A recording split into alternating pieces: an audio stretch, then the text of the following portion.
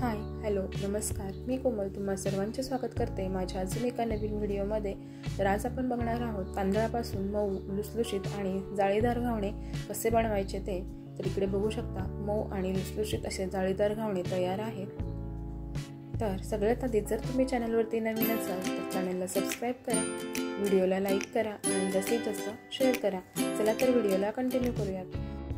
तर हे घावणे बनवण्यासाठी आपल्याला इथे रेशनिंगचे तांदूळ वापरायचे आहेत. तर इकडे मी बघू शकता की रेशनिंगचे तांदूळ घेतलेले आहेत आणि आपल्याला या तांदळाला 6 ते 7 तासांसाठी भिजवून घ्यायचे आहे. तर इकडे बघू शकता की 6 ते 7 तास भिजवल्यानंतर तांदूळ छान फुगलेले आहेत. आता हे तांदूळ आहेत ते आपल्याला 3 ते 4 वेळा स्वच्छ पाण्याने धुवून घ्यायचे आहेत.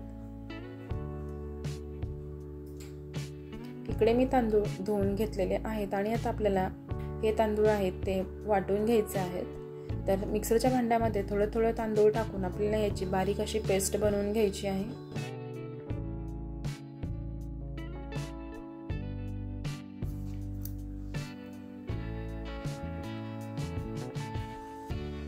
हे तांदूळ वाटताना त्यामध्ये थोडं पाणी घालायचं आणि त्याची छान अशी बारीक अशी पेस्ट बनवून घ्यायची आहे.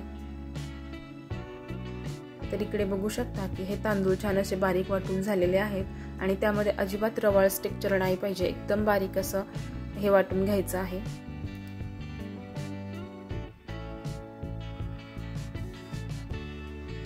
तर इकडे बघू शकता अशाच पद्धतीने मी सर्व तांदूळ बारीक वाटून घेतलेले आहेत आणि हे वाटलेले तांदूळ आहेत ते तुम्ही 2 ते 3 दिवस फ्रीजमध्येही स्टोअर करून ठेवू शकता आणि जेव्हा तुम्हाला वाटेल तेव्हा तुम्ही त्यातलं थोडं बॅटर घेऊन त्याचे घावणे बनवू शकता.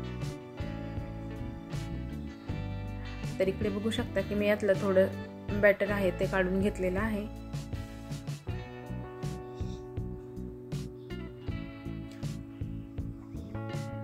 आणि आता मी यामध्ये घालणार आहे पाणी. तर घावणं बनवण्यासाठी आपल्याला हे जे बॅटर आहे ते एकदम पातळ पाहिजे आहे. तर इकडे बघू शकता की त्याची कन्सिस्टन्सी कशी ठेवायची आहे.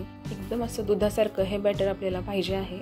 तर त्यानंतर त्यामध्ये घातलेलं आहे चवीनुसार मीठ घातल्यानंतर हे सर्व बॅटर आहे ते परत एकदा मिक्स करून घ्यायचं आणि इथे आपलं बॅटर घावणं बनवण्यासाठी तयार आहे.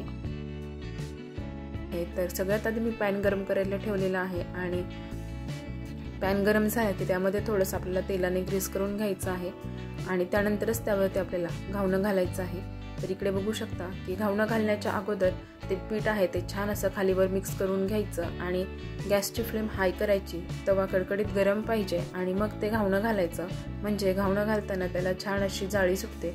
तर इकडे बघू शकता की मस्त अशी जाळी त्याला सुटलेली आहे. आणि घावणं घालताना नेहमी कडेतून घावणं घालत आतमध्ये यायचं, म्हणजे ते छान असं शेपमध्ये येतं. जर तुम्ही मधून घालायला सुरुवात केली तर ते पातळ पीठ असल्यामुळे सगळीकडे पसरतं आणि त्याला व्यवस्थित शेप येत नाही. तर इकडे बघू शकता त्याला छान अशी जाळी सुटलेली आहे आणि घावणं घालून झालं की नंतर त्याला 1 मिनिटासाठी आपल्याला झाकून ठेवायचं आहे, जेणेकरून ते छान शिजेल. तर इकडे बघू शकता की मस्त असं आपलं जाळीदार घावणं तयार आहे. तर हे तुम्ही एका साईडूनही भाजून घेऊ शकता किंवा दोन्ही साईडूनही भाजून घेऊ शकता. तर इकडे बघू शकता की मी दुसऱ्या साईडूनही थोडंसं भाजून घेणार आहे आणि याला छान असं जाळीही सुटलेली आहे. आणि इकडे बघू शकता आपलं घावणं तयार आहे. अगदी झटपट बनणारी रेसिपी आहे. जसं डोशाच्या पिठासाठी आपल्याला 1 दिवस वेट करावा लागतो, अगोदर भिजत घाला नंतर फर्मेंट करा, तर याला त्याची अजिबात गरज नाही. फक्त 5 ते 6 तासांसाठी तांदूळ भिजवले की मस्त अशी रेसिपी आपण तयार करू शकतो. इकडे माझं एक घावणं तयार आहे. अशाच पद्धतीने मी दुसरं बनवून तुम्हाला दाखवते. हे तुम्ही बघू शकता, जर मी मधून घावणं घालायचा प्रयत्न केला तर त्याचा शेप व्यवस्थित येत नाही आणि ते तव्यामध्ये सगळीकडे पसरतं. त्यामुळे घालताना नेहमी कडेनच घालायचं, म्हणजे त्याला छान शेपही येतो.